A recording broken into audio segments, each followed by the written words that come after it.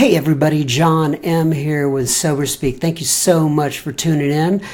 Just a quick note here before we begin the actual interview with Spencer T. of The Recovery Show, and that is, we tried some new technology. It didn't work quite as well as we were hoping it would, so the interview still runs well and you can understand everything, but the audio is a little bit inconsistent, and we will be back to pristine audio next week. So here we go with Spencer T. of The Recovery Show. Enjoy listening. Hello, everybody, and welcome to another episode of Sober Speak.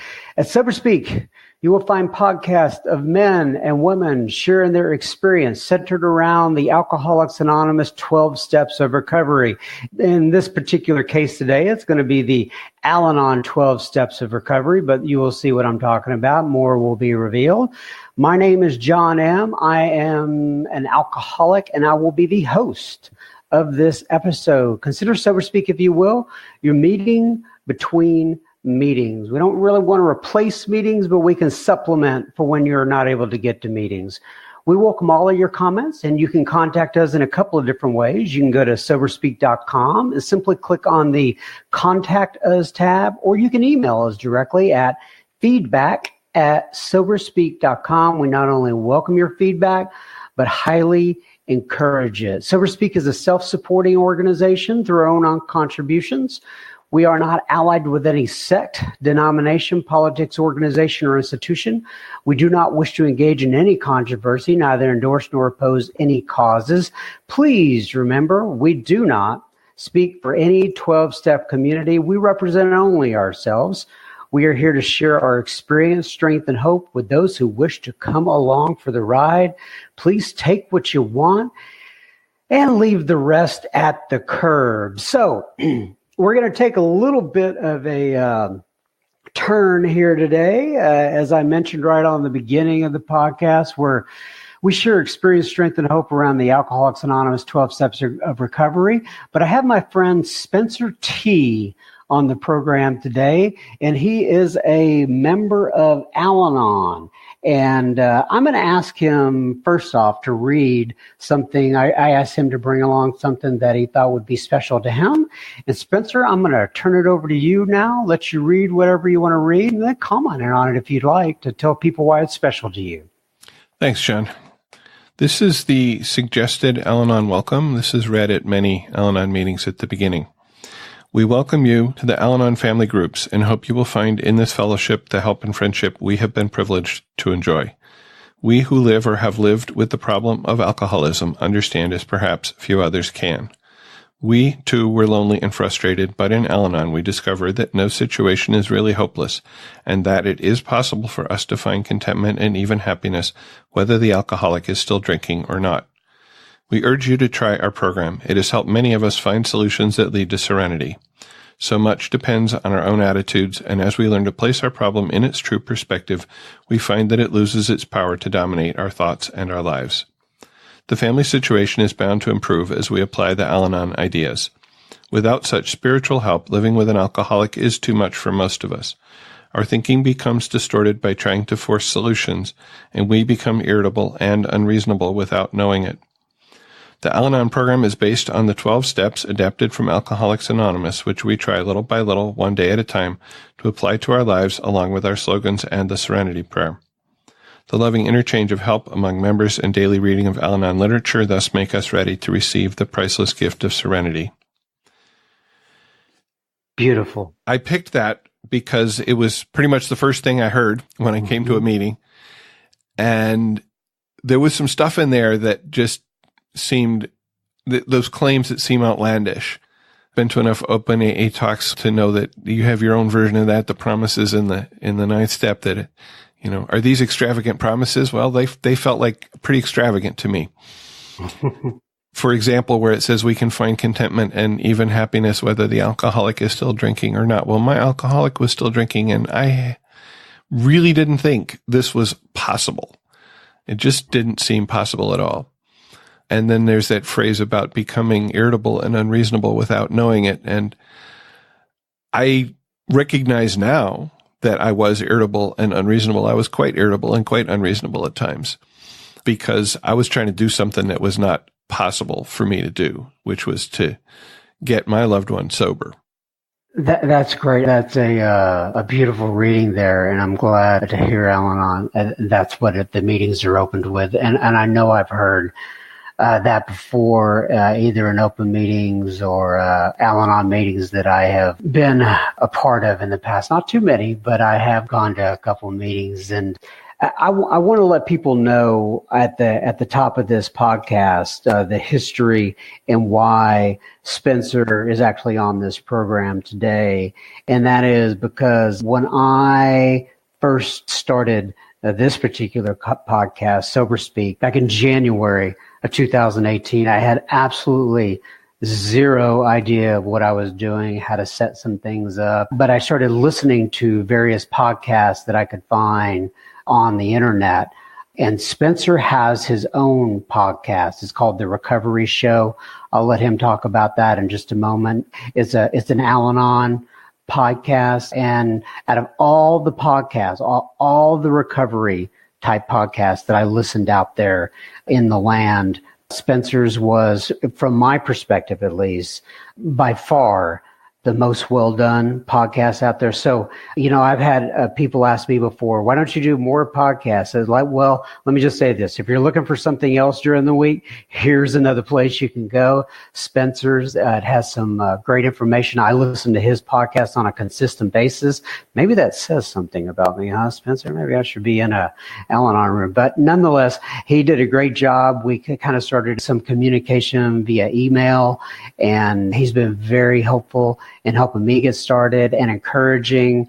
And so that's why Spencer is here today. So first of all, Spencer, why don't you just real quickly at the top of this, tell them the name of your podcast and just real briefly how to get hold of those podcasts. Sure. It's called The Recovery Show. Pretty generic name, but it was an available domain name at the time we started the podcast. And it captures what we're talking about. We're talking about recovery, and we're focusing what we talk about on recovery in the Al-Anon program. But my experience is that once you get past the particular reason that you came to recovery, and once you get past step one, in other words, the rest of it is very similar. There's a lot of similarity in the way we work the program, in the things that we do. Same 12 steps, right? This is adapted, and it's adapted because we changed. The founders of Al-Anon, I say we, but the founders of Al-Anon changed one word in step 12, where the AA 12th step says that you carry the message to alcoholics. In Al-Anon, we carry the message to others. And that is the only difference in the steps, the way they're written. Now, what we're applying them to is a little different. So there's a lot of similarity there. And in fact, I started The Recovery Show because of my experience co-hosting on another AA-focused podcast, which is called Recovered. I didn't know. Yeah. So I learned from Mark, who hosts Recovered. Mm-hmm. And, we keep passing it on, right? So right. You were saying, how do you get there? It's therecovery.show or therecoveryshow.com. Both of those work. They'll take you to the same place. If you want to listen, you can listen right there. There's subscribe buttons on the page. There's also a contact page, which you can get to at the top of the page. There's a menu on a phone. There's a little label that says menu, and you tap on it, and it opens up. On a computer, it's right there. And there's a contact button or link in that menu, and that will take you to a page where you can get the phone number to leave a voicemail. There's an online voicemail service that takes a shorter message, but it doesn't require you to make a phone call, which sometimes could be significant, I guess. And you can also send us email. I really like to hear people's voices. I always put the voice options first. Most people send email. Yeah, right. Yeah, I'm trying to think of what I've sent email to you so far, but I was more asking questions and such. So, all right. So I wanted to, obviously I hear you talking about a lot of subjects on that show. By the way, I highly encourage people to go to the Recovery Show and subscribe to that podcast. He absolutely does a fantastic idea. And Spencer does a lot of what I would call deep dives on particular subjects, does a very good job on it. He has other people on the program. He interviews them. But, I'm always wondering when I'm listening to that, hey, Spencer has a story as well. right? So I reached out to Spencer, and I wanted to have him on my show and kind of talk about what is your story. How did you get to this place? So the first thing I want to ask is, you made a reference there to when you first came in, and my alcoholic. I've always heard that. I always think it's like a little pet. That they have on a leash. Hey, come here, little my alcoholic. But nonetheless, so you talked about your alcoholic. How long have you actually been in Al-Anon? Okay, so I want to say a little bit about terminology here, about words that show up in the rooms, in the meetings, and when we're talking. I will more often say my loved one, because if I wasn't in a loving relationship with the person, I wouldn't care, and it wouldn't affect me, unless I was in a hate relationship, I suppose, because of it. And that makes it, I think, a little more personal and a little less maybe pet. I also will say the alcoholic whose behavior brought me to Al-Anon. Yeah. Again, recognizing that it's not so much about the alcoholism, it's not so much about the person, it's about the effect of their behavior on me and the way I reacted to it. The other word that I hate, that people use a lot in Al-Anon, at least around here, is they talk about their qualifier. What their qualifier? What does that mean? So we have traditions, like AA has traditions, Al-Anon has traditions. They're very similar. Tradition 3 says that the only requirement for membership is that there be a problem of alcoholism in a relative or friend. And so people are like, oh, well, this person qualifies me to be in Al-Anon. Oh, okay. Gotcha. Yeah, I hate it. I try really hard not to use that term, and I often just sort of cringe when people say it, but they say it, and I'm just like, okay, I can't control other people. That's why I'm in Al-Anon. So what happened? Yeah, so let's go back a bit. Yeah. I used to think this was the beginning of my story, and as I've been in recovery, I realized that the person who qualifies me to be in Al-Anon is me. Okay. Mm-hmm. At what felt like the beginning of the Al-Anon story for me, I will say my wife, because she's said it's okay for me to say that. My wife was struggling with drinking. She recognized and started trying to do something about a problem before I did, really, or before I recognized it consciously, because denial is a really strong force. Mm-hmm. So she had done various programs. She tried a couple of different moderate drinking programs. She did 1, 2, 3, I'm not sure, outpatient programs. And just so I know, Spencer, real quick, was this, 6 months ago, 6 years, 20 years? Well, I came into Al-Anon in 2002. Okay, so this is before that. Okay, right. Before that. Gotcha. So she's in these outpatient programs, and they always have a program for friends and family to come and learn about the disease and the effects of the disease on the family, et cetera, et cetera. And I was a good codependent, so I went. At some point during these sessions, they would inevitably say, and there's a program for you friends and family members. It's called Al-Anon, and you should check it out. Mm-hmm. My thought at that point was, hey, I'm not the person with the problem here. She's the person with the problem. She needs to fix her problem, and then we'll be okay. All will be well. All will be well. Yeah, we'll be FINE, which I certainly was. Fucked up, insecure, neurotic, and emotional, right? You're right. Okay. And the other thing was those 12 steps, because they had things in them that just rubbed me or scared me. In the wrong way. In the wrong way, yeah. So I wasn't going to do those 12 steps, and I wasn't the one with the problem. So we'll fast forward a couple of years to 2002, and she was at an inpatient program. She'd graduated from outpatient to inpatient at this point, right? Yeah. And I went to the Friends and Family Day. It was a whole day, too, at this one. It was like 8 in the morning to 4 in the afternoon or something, as opposed to the other ones that I'd gone to, which had been like a Saturday morning or some evening or something like that. So I think they went into a little bit more depth. I don't know. Maybe I was just ready. You know how that happens, right? Uh-huh. I'm sure you've had that experience. Like, you're ready. At some point, you're ready to hear the message. You're ready for change. And maybe I was just ready. But what I heard that day was that I didn't cause her alcoholism, that I could not cure her alcoholism, and that I could not control it.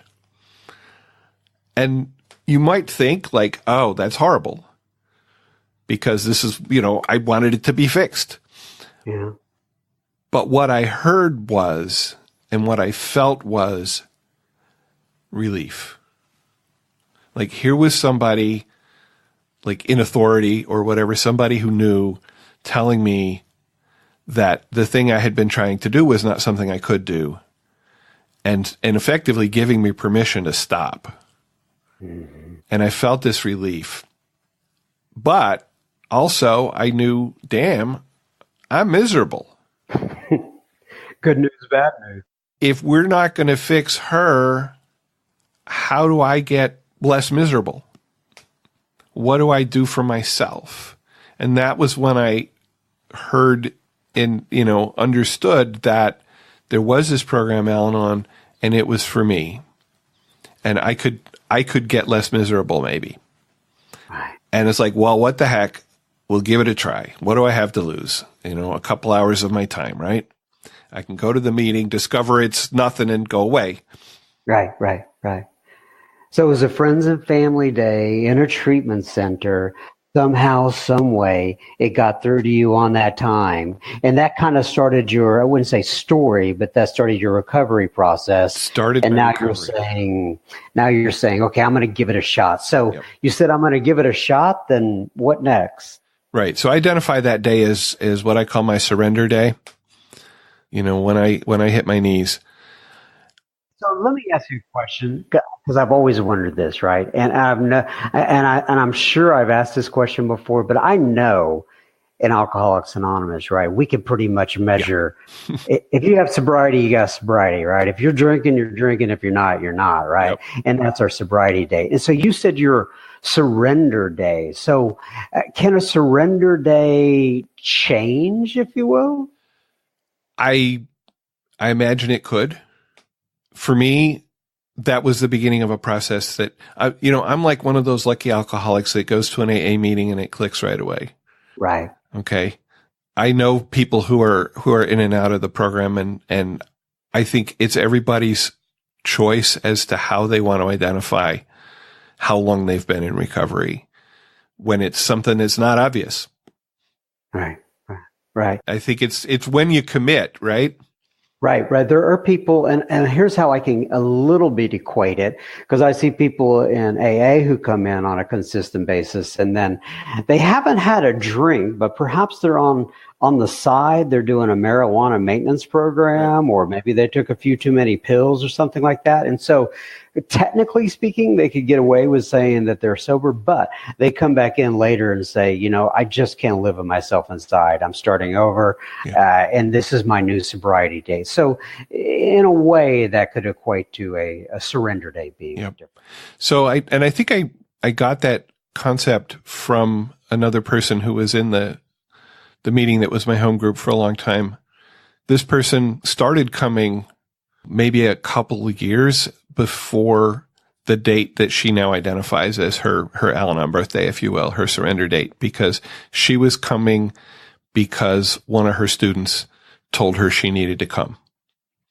This student was had gone through rehab for drugs and came and said, look, I was doing all this stuff and you had no idea.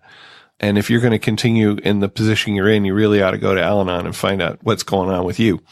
And so she went, but it wasn't until the day that her husband came home, having been fired from his physician position for, eating the prescription drugs or writing himself prescriptions or something.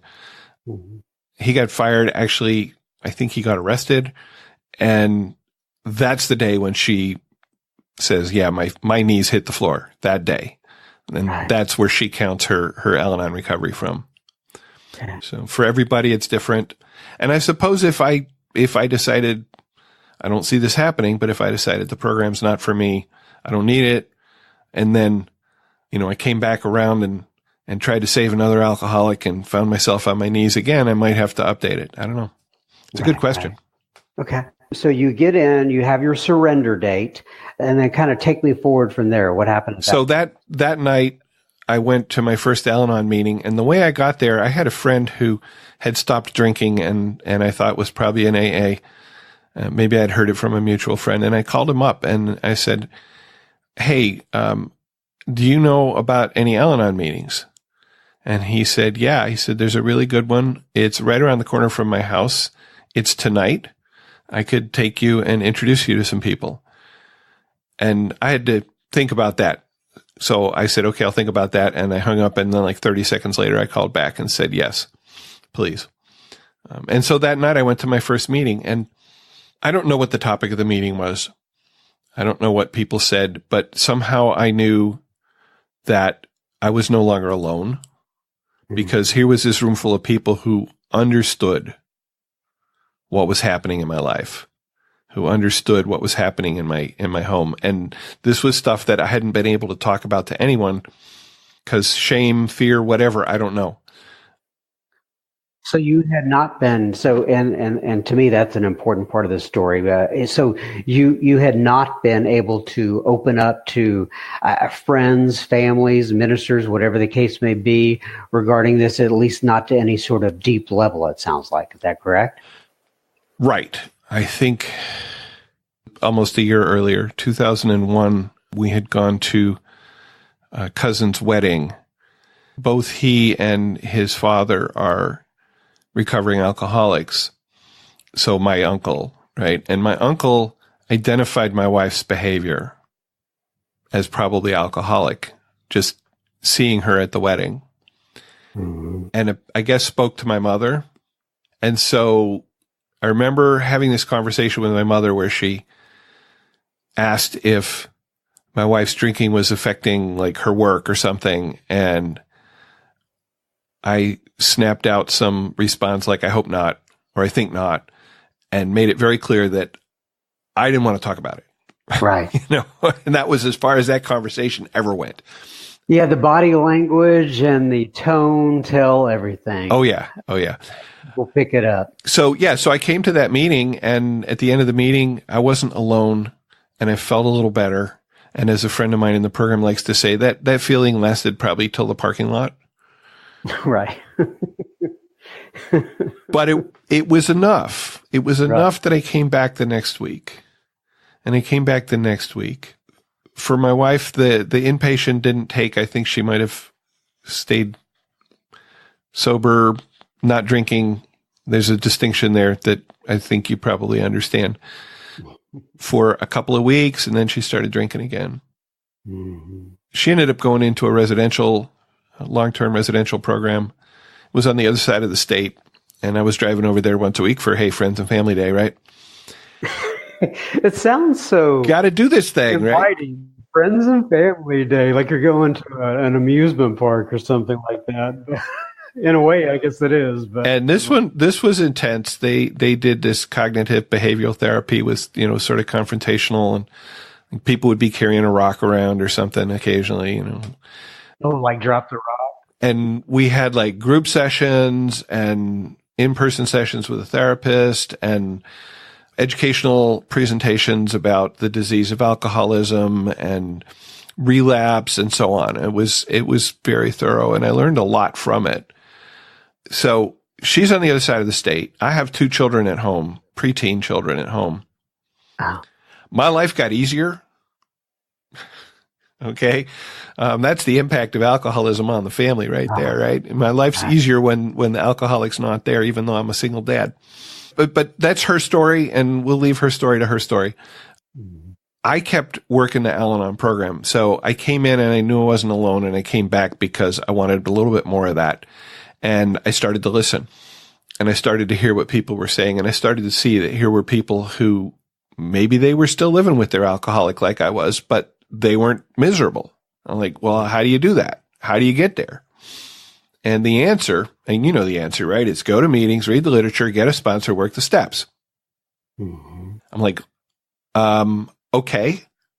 And this is where actually steps 2 and 3 come into my life. Because when I came in, I was not churched. I didn't believe in God, or maybe I really wasn't sure about that. And I did not want whatever God there was controlling my life. I wasn't going to give that up. Right. You would describe yourself as either an atheist or an agnostic. I would say probably agnostic. Yeah. Yeah. I mean, I wasn't like hardcore atheist, like there is no God. I just like, I'm not sure there is one. And I'm not sure that if there is one, he's going to do anything for me because I'd never seen any evidence of that. Right. Right. Okay. I used to tell people that atheism it almost required too much effort. I had to be able to argue my way out of it if I was an atheist. If you're an agnostic, you could just kind of fly under the radar. Yep. Yeah. I have a friend, well, he's dead now. He described himself as a religious atheist. He was religiously atheistic, right? It's a thing. Yeah, it is. It is. But what I had there, and this is some hindsight, that I saw this process, this go to meetings, read the literature, get a sponsor, work the steps. I saw this working for people. And I started to believe it could work for me. And that is the essence of step 2, that there is something greater than me that can help restore me to sanity. Boom. That is step 2. And by making a commitment to do those things, that's step 3, right? Right. That's correct. So let me stop real quick on that piece, right? Because when you talk about sanity, right? So I know when in AA, from my perspective, and taking bits and pieces out of the book, sanity is in essence, you put a shot of whiskey down in front of me, then you put a bottle of water in front of me, and I'm able to pick up the bottle of water versus the shot of whiskey. So, right. And I know there are other pieces to, behavioral pieces and all that sort of stuff, but I believe the book is clear about it in that the sanity part is just where alcohol is concerned. In the world of Al-Anon, when you think about sanity, right, being restored to sanity, how does that manifest itself in an Al-Anon world? Sure. Well, one thing is I was a rageaholic. I had all this bottled up emotion, anger, frustration, resentment, you name it, it was there. And it had no outlet. It was not emotionally safe for me to let it out on my wife. It happened sometimes, but it was not emotionally safe for me. It came out on my children. It came out on my coworkers. Gotcha. I would scream at other drivers on the road, but they didn't know. Right. But it affected me. Right. Yeah. So that was part of my insanity, was this rage that was in me all the time. And, the kid would knock over a almost empty glass of milk and I would pound the table and scream at them. Right. I had to make amends for that. Right. Yeah. And so that was part of my insanity. Another part of my insanity, that definition of insanity is doing the same thing and expecting different results. I kept trying to do these things to, somehow convince my wife that she needed to stop drinking, and she would. And I kept trying things and they kept not working, and I kept trying them again and again because I didn't know any different. Pointing out the impact, pointing out, oh, well, you left the stove on because you just forgot that it was on. That, or slamming the wine bottles into the recycling bin because if I did it loud enough, clearly she would know there was too many, right? I mean, that's my insanity. Right. Okay. So that's what it looks like in your world. So it's a matter of maybe when the kids spill the milk, at this point, we're able to back off, take a deep breath, and realize the world's not going to fall apart around us. That would be restored to sanity in an Al-Anon's world, correct? Yeah. And I know that when we get further down the steps, we get to step 12, we practice these principles in all our affairs. We start finding recovery away from the substance, away from the person that was the focus at the beginning of the program, right? We find sanity in lots of other parts of our lives where we didn't even know we were like being a little crazy. Amen, brother. I get you there. Still happening. All right, so you're to the point now to where you didn't cause it, you can't cure it, and you can't control it. Yeah. Yeah. And part of your experience of coming to believe, we were talking about that. And then you're talking a little bit about the third step, and I kind of slowed you down a little bit. Yeah. Tell me about the third step and your experience with that. So the third step was a tough one for me because not having a God concept and then and not wanting to give up control. And you can probably relate to not wanting to give up control. Mm-hmm. I had to come into it. I had to sort of back into it, right? My sponsor at the time said, fake it till you make it, do the action and the belief will come, act your way into right thinking. You may have heard that. Mm-hmm. Yeah. The other thing is that, and at this point I'm working the steps with a group. 7 or 8 of us got together and said, we're going to meet once a week and we're going to work through the steps. We have one of our books sort of, I guess, I don't know. It's sort of like the 12 and 12. It's got a chapter for each step, a chapter for each tradition. And at the end of each chapter, it's got questions. So there's like a workbook component to it as well. And so we would meet once a week and we would go through the ways in which each of us had answered those questions. And it took us 2 years to get through all 12 steps. Oh, wow. Yeah, we were thorough. Yeah, very thorough. So, and here's another question I have for you as you're rolling along here. And that is, I've heard you even reference this on your podcast. And that is, Al-Anon, as you know, is mainly comprised of women folk, as they call it in the big book, right? Obviously, you're not a woman folk. In that initial group, was it mainly women? Did that cause any sort of challenges with your wife? I don't know where she was at this point, but just talk about your experience as being a man in Al-Anon. Actually, that group that we were working the steps, I was the only man in that group. Yeah.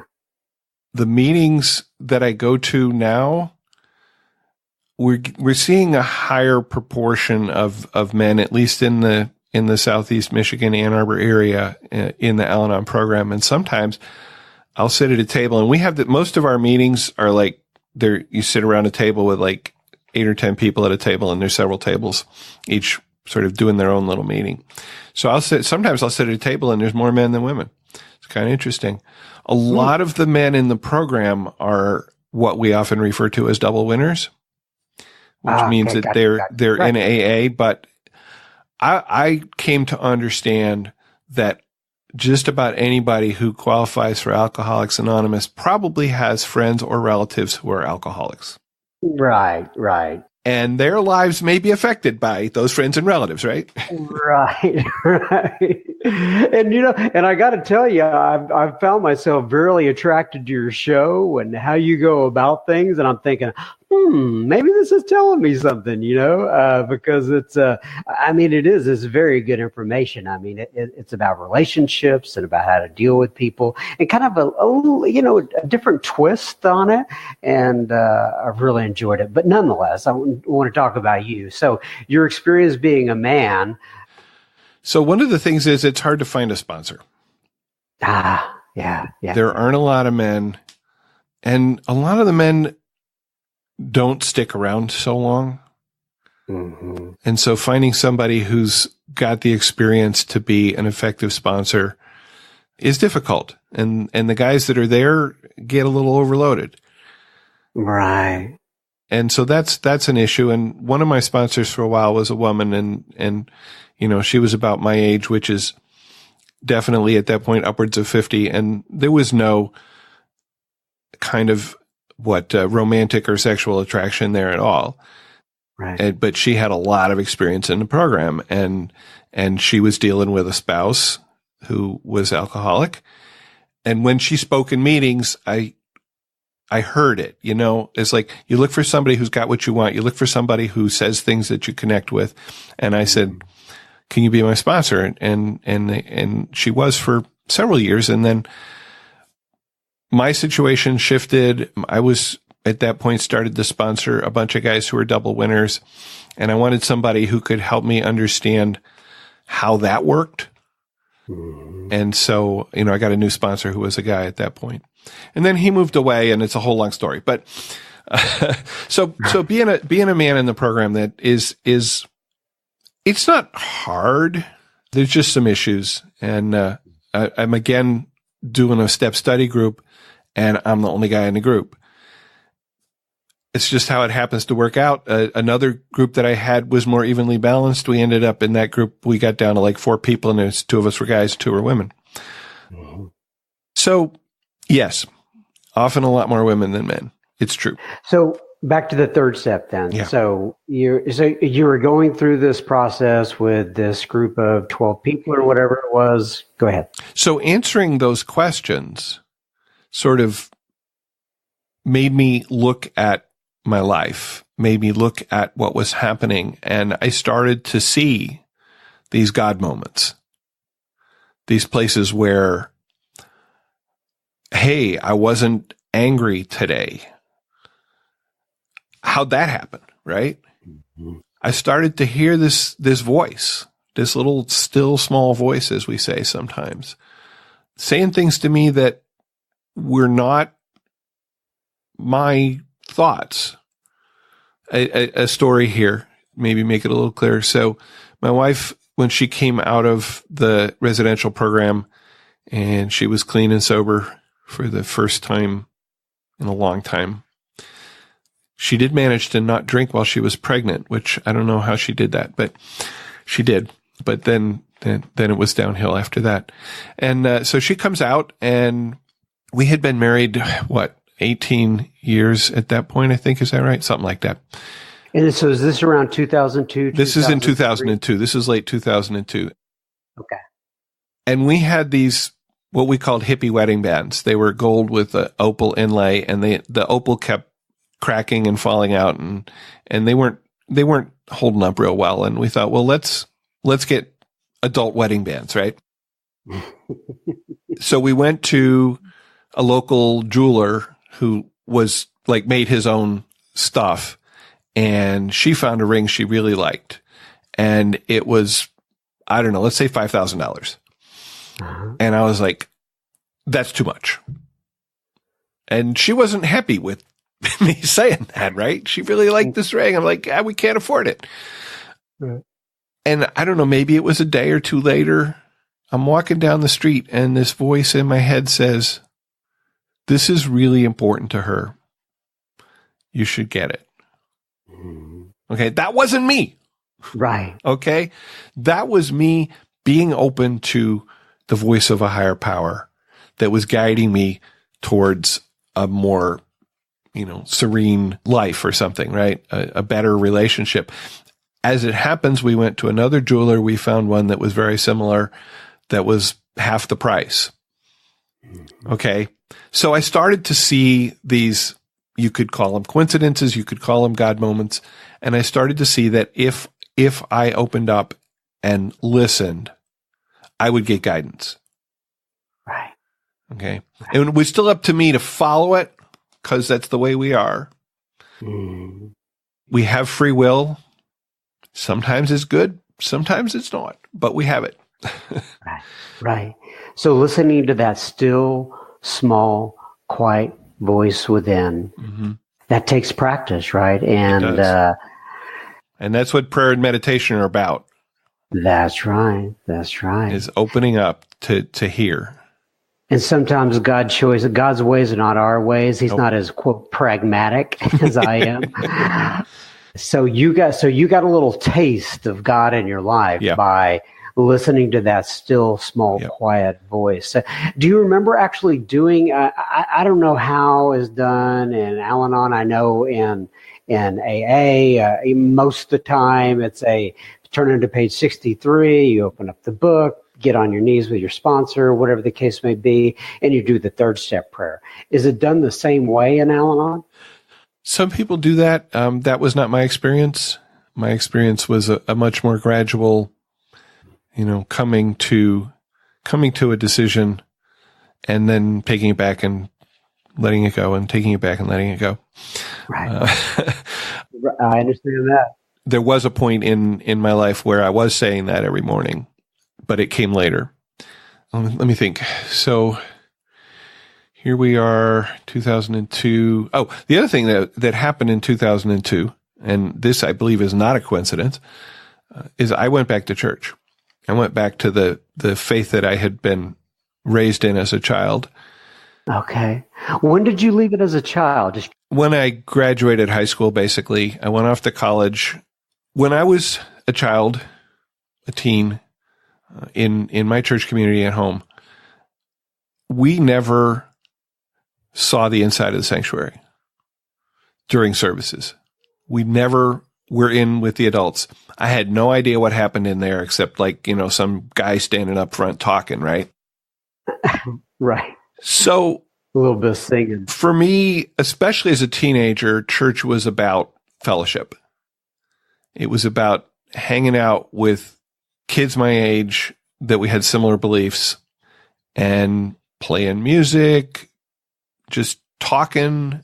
And so I didn't know what it meant to be an adult in a church. I had no idea. Mm-hmm. So I didn't see any value, and so I didn't go. And then we, fast forward 30 years, more or less, and I came back. I walked into the church here.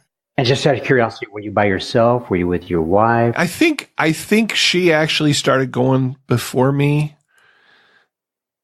and sort of convinced me to come. My memory is I walked in and immediately felt at home. And found that here is this thing that I didn't know I was missing. Okay. Like I said, I this is not a coincidence in my mind that I found the church and I found Al-Anon within months of each other. And I'm actually not sure which one came first. But they really meshed and supported each other. Right. They dovetailed and they have their specific purposes. Right. And I want to ask you a little bit about that because I have heard you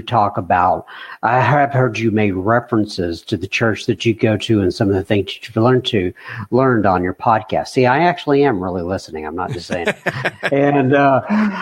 So we have some similarities there. And what I mean by that is I got sober, and then my sponsor, actually, he was going to church and he didn't press it, but about after, 9 months or a year, something like that, I started asking him questions about that.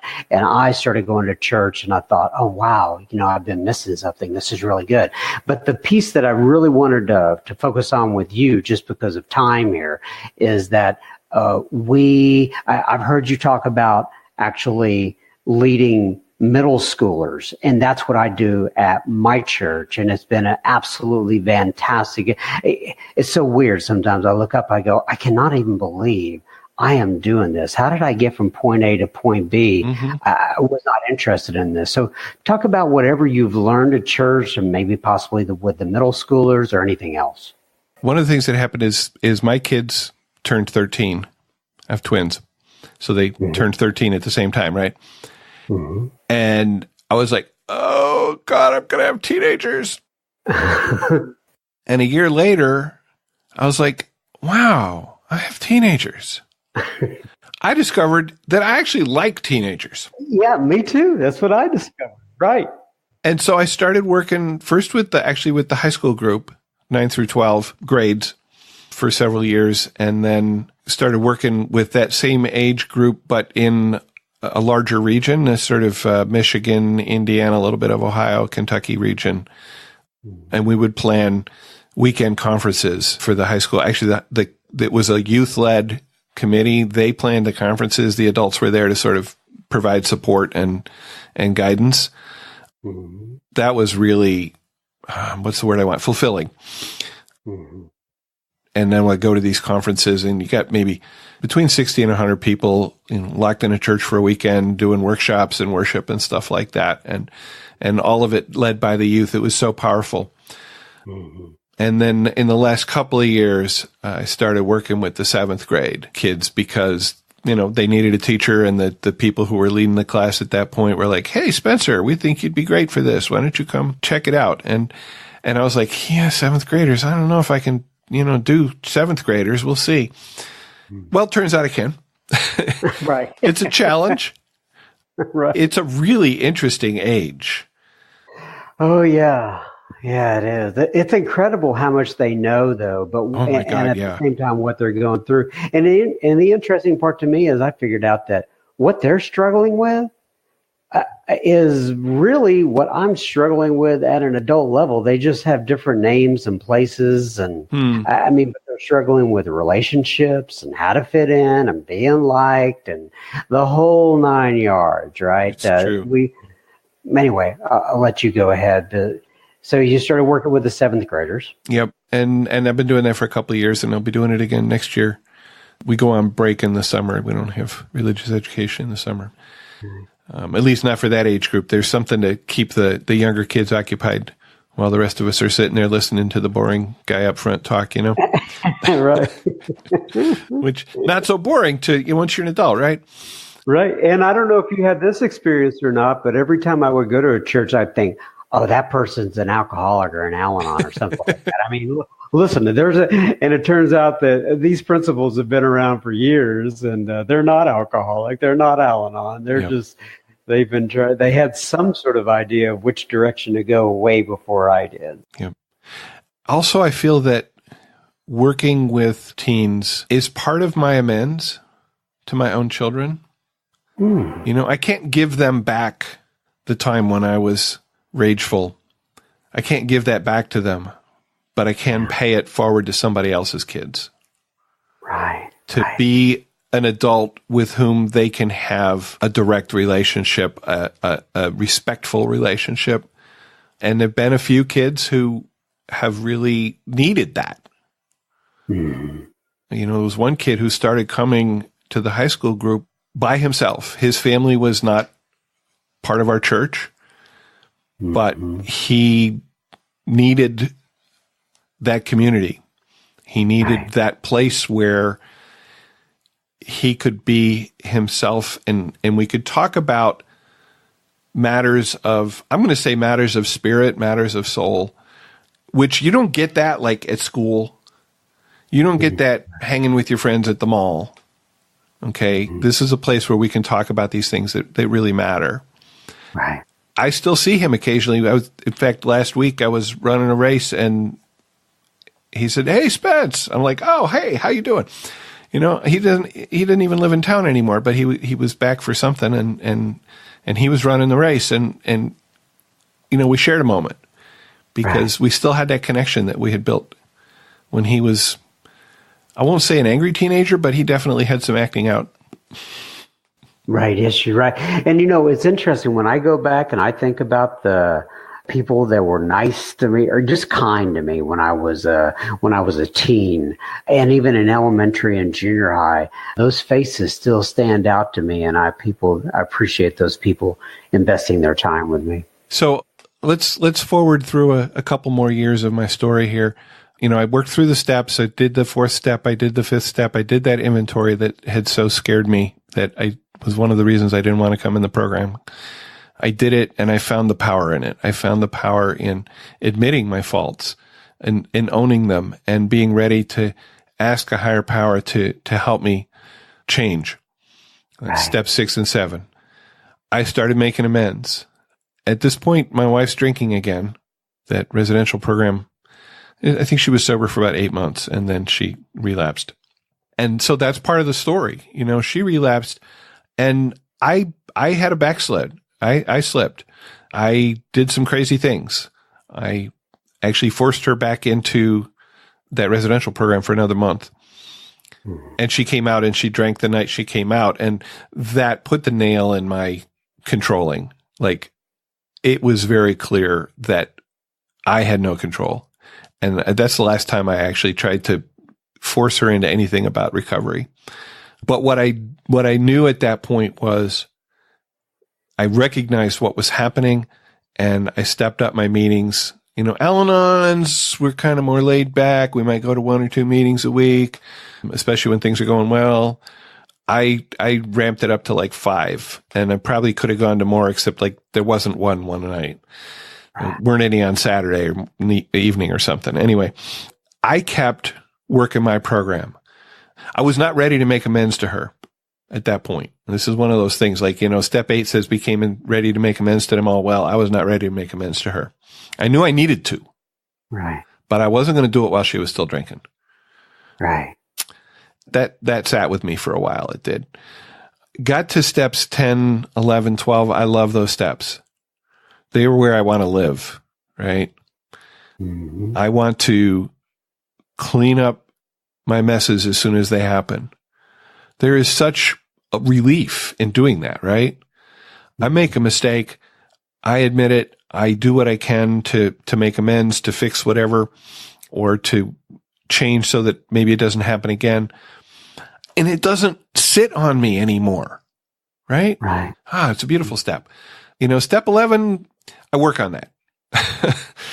My prayer and meditation is spotty. That's the step that I need to live in better. And I work on it. Mm-hmm. And step 12, well, the podcast is part of carrying the message, right? Mm-hmm. Going to meetings and sitting at first step table, sharing my experience, strength, and hope with somebody who has come in and is sobbing because they don't know what to do. So let me just ask you there real quick. So you say a first step table. So, and different parts of the country do it in different ways. And I have actually been to meetings in Michigan before, and I've seen the setup there, and I know what you're talking about. But do they have different topics at different tables there? It depends on the meeting. Okay. Tradition 4, like every meeting runs the way they run as long as they follow the traditions. Correct. So one of the meetings that I go to, it started as a step meeting. So every week is a step, and both tables, unless there's a newcomer. If there's a newcomer, one of the tables does first step. But otherwise, this week is step 5, next week is step 6, etc. So let me make sure I stop you there just so I understand, because it sounds like an interesting setup. So, like, for example, step 1 would be January, step 2 is February, whatever. But if they determine before the meeting starts that there is somebody there for the first time, they will dedicate one of the 4 tables specifically to step 1. Is that what you're saying? Yeah. And we always ask, at that meeting, we ask, is there anybody new to the program? And people usually will say yes. Sometimes I think they don't. Right. And if somebody identifies themselves as new, we give them a newcomer packet, which has information about the program, a list of meetings, etc. And then in that particular meeting, we talk about the first step, which means we read from our version of the big book. The book is called How Al-Anon Works. And it's like the big book. It's structured very similarly with the steps and principles of the program. And then in the back, there's individual stories. So I think somebody was following a model, just like you were following my podcast model, right? Right. We'll read step 1 from one of our books, depending which meeting I'm at. It's 2 different books that we use at the 2 different meetings. And then basically people will typically share a little bit of their story. And hopefully the newcomer resonates with one or more of what people have said. Sometimes the person who's there for the first meeting will share. Sometimes they'll just burst right out at the beginning. Sometimes they'll wait till the end. Sometimes they don't want to, and that's okay. The meeting that I started at is a different format. It's a one big circle. Actually, now there's enough people. There's like 2 circles of chairs around the room. And there might be 60 to 100 people at that meeting. It's a speaker lead. So somebody gives like a 10-minute lead on a topic of their choice. Sometimes the meeting prescribes a step that sort of the group conscience decides every year. Are we going to do the steps this year? In that particular meeting, it has a newcomers meeting after the big meeting. So that's a service position for that group, that somebody will set up some chairs in a circle in a corner of the room, and anybody who is new-ish can come, and that is a conversational thing. So because people come in with questions, and most of the meetings I go to are not crosstalk meetings. So, you can't ask a question and get a response if there's no crosstalk.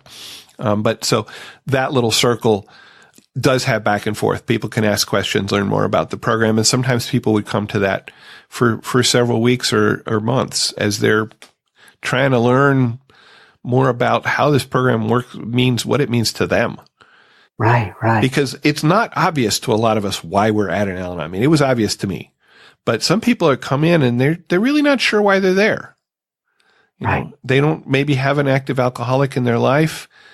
Maybe they left their boyfriend or their girlfriend, or maybe there was alcoholism in their family growing up, but they don't live there anymore. But, something's still not right in their life, and somehow they end up in an Al-Anon meeting.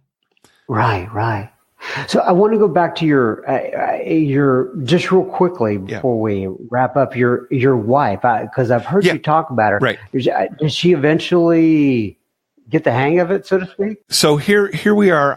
I'm working the program. I've got the steps. I've got the serenity occasionally. That was something I thought I would never have, and I had it. Meanwhile, she's still finding her bottom. Mm-hmm. But what Al-Anon gave me in that time was the tools to be with her, because I still loved her. I didn't want to leave. I just, at the beginning, I had no idea how it was possible for me to continue to live in this situation, but I didn't want to leave. Mm-hmm. And it took me a couple of years to really figure that out, to come to a place where I could say, yes, I can, I want to, and I can stay. Right. That's not the place that a lot of people get to when they're living with an alcoholic. A lot of people get to the I'm leaving place. And I understand that. I do. Right. Not my story. So she's continuing to go downhill, and I don't know what the end game is. Right. What's on the other side? I do know that if she continues to drink, where you end up at death, if you can't stop, right? Mm. When that would happen, I don't know. If that would happen, I don't know. But I had my place to stand that Al-Anon had given me. I had a center. I had a higher power that supported me. I had friends in the program that supported me. Mm-hmm. And so I could be there as a support rather than as a fixer, an enabler, a caretaker, just as a support. And there came a day where she woke up in the morning and she said, I don't want to drink today, and I don't want to drink tomorrow. And will you help me get rid of all the alcohol in the house? Mm-hmm. And I said, sure. Not knowing, was this going to take? But what I understand about that is that she decided that she wanted, and she had that moment of clarity, that comes for the lucky ones, I guess, mm-hmm. where she could say that. And she did it for herself. She wasn't doing it for me. She wasn't doing it for the kids. She was doing it for herself. And I think that is part of the difference. But, she found a bottom. And that day didn't look different from the day before to me, but for her it was. That was 2005. And, I say we're still putting our relationship back together. And I think sometimes I have to step back and look at where we are and say, oh, actually, yeah, we're a lot further along than I thought we were, because this stuff happens gradually and you don't notice it. But we each work our program, and that has given us the ability to rebuild our relationship stronger than it ever was, really, because it always had alcohol in it before. She's had, let me think, 12 and a half years of continuous sobriety. Oh. I couldn't do it without the program, Right. I understand. Without the tools like the inventory, I mean, that inventory thing that scared me so much when I was coming into the program has turned out to be one of the best tools that I have in my, spiritual toolbox, because I can, when something goes weird, when something goes wrong, I can step back. And I have this process, like, the first 9 steps are the program, right? The first 9 steps are the work. And then the last 3 steps are keep it going. So I look at, I did this thing. Okay. I'm powerless over the fact that I did this thing. Step 1. Step 2, there is help available and I can ask for it in step 3. I can look at in detail what happened. So, I had a sort of a snippy conversation with somebody, and after the fact, I realized, or maybe somebody points out to me, hey, like, that wasn't very respectful. I'm like, oh, okay. So what was going on? What was going on in me at that time? And I can do that. And sometimes this whole thing takes like 2 minutes, and sometimes it can take a couple of years in the case of one thing. But I can look at it. And then there's that step 5, that admitting it out loud to somebody. So powerful. Right? We're only as sick as our secrets. In step 6 and 7, I own the fact that I did it and I ask for help. And if I need to make amends, I can do that. And I can do this whole thing. Like I said, I can do this whole thing in 5 minutes sometimes. But it's such a powerful set of tools for keeping my life straight, for keeping my relationships straight. And so, yeah, so we've been together 38 years now, almost. Congratulations. Yeah. Married for 34. The first 25 years of those, the first 25 years had alcohol. You had to relearn things for sure. Oh yeah. And that's where that foolish notion I had that all she had to do was stop drinking and everything would be fine. That's where that shows up. Like, yeah, no, it's work. Right. It's work, but I have the tools to do it and I have the help to do it. We each have the help, the support of a loving higher power. I sponsor a bunch of guys who are double winners. And one of them, I remember having this conversation about step 3 with him, because he was really struggling with letting the care of his loved one to God. I said, you did step 3 in AA. Don't you trust your higher power to take care of you? And he said, yeah, but I don't trust my higher power to take care of her. I'm like, well, this is the work we have to do for step 3 for you, Yeah. But having that is what, enables us to do this thing. I agree. That's very well said, Mr. Spencer T. Well, listen, I have thoroughly enjoyed our conversation. Maybe at some other time, and I know you know how to do deep dives on particular conversations because I've heard you do it over and over on your podcast. Maybe we could take a deep dive into some sort of topic, if you will, and keep our dialogue going. The dialogue between Texas and Michigan. Good dialogue. So, keep in mind, folks, we welcome your thoughts and feedback. Please contact us at feedback@soberspeak.com. And usually I go ahead and read the big book. So I'm going to go ahead and do that now. At the end, it says, abandon yourself to God as you understand God. Admit your faults to Him and to your fellows. Clear away the wreckage of your past. Give freely of what you find and join us. We shall be with you in the fellowship of the Spirit, and you will surely meet some of us as you trudge the road of happy destiny. May God bless you and keep you until then. If you want to contact Spencer, you can just go to his website or come to mine and send an email, and I will get you in contact with him. Once again, Mr. Spencer, I sure do appreciate you being on the program. God bless you and yours up there in Michigan. Thank you.